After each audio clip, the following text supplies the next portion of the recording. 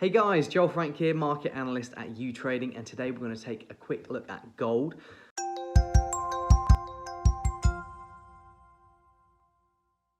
So first, let's look at the asset from more of a technical perspective. I've got it on a 4-hour candle here. We're quite zoomed out because,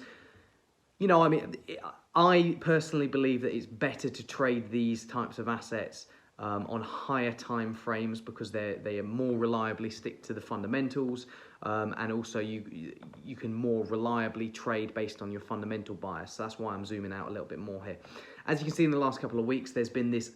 We formed this in March and in March. That was right at the end of March. We hit that second bottom here, but anyway, in March we formed this double bottom. And since then, in April, with April drawing to a close, gold has been moving higher.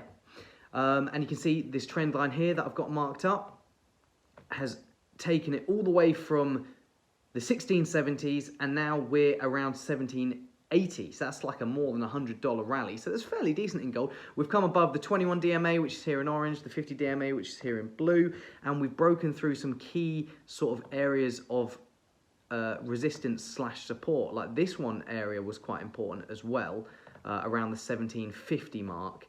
That was some resistance, some support in the past. So I expect if gold does slip back a little bit, there's this area here in the sort of in the upper 1750s to 1760s that we're gonna have to look out for, and then obviously these two moving averages that I already pointed out, and then obviously if we fall all the way below them, then there's this double bottom here, which will be tested. But that obviously, all of that decline would require a break below this uptrend. And if that does not occur and gold continues to sort of grind to the upside, well then let's have a look at the resistance that we've got ahead of us. Obviously, 1800 level, it's an important psychological number. That's not, we nearly broke above it last week, or we nearly tested it last week. So that's potentially next in store. When that does go longer term, I'm going to be looking at this 200-day moving average, which is currently just above 1850, although by the time we get up there, if we do, it will probably be closer to 1850.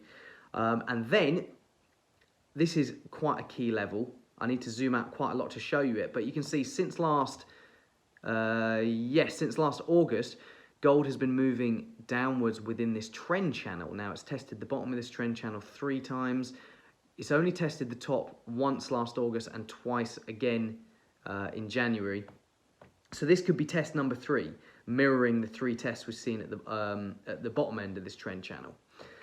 So all of that could end up coming into alignment around the 1850 mark. And then just above the 1850 mark, you've got this double top from late January. That's around 1875, as you can see here.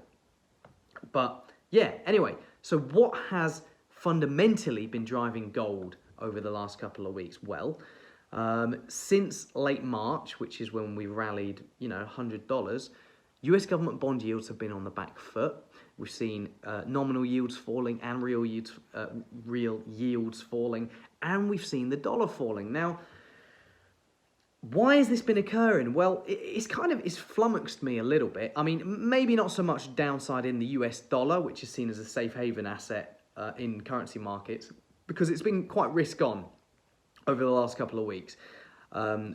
April's been a strong month for equities in particular, and that's typically not good for the dollar, which I guess is typically not good for gold, because remember, typically good for gold, because they have that typical negative relationship. But why have yields been falling? Well, that is flummoxing me, because I'd expect with risk on and all this optimism about the US economy, that US yields would be moving higher.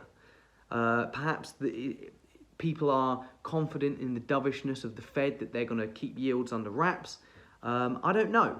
But if this environment continues, where the dollar continues to weaken and yields continue to fall, then gold can certainly continue moving higher.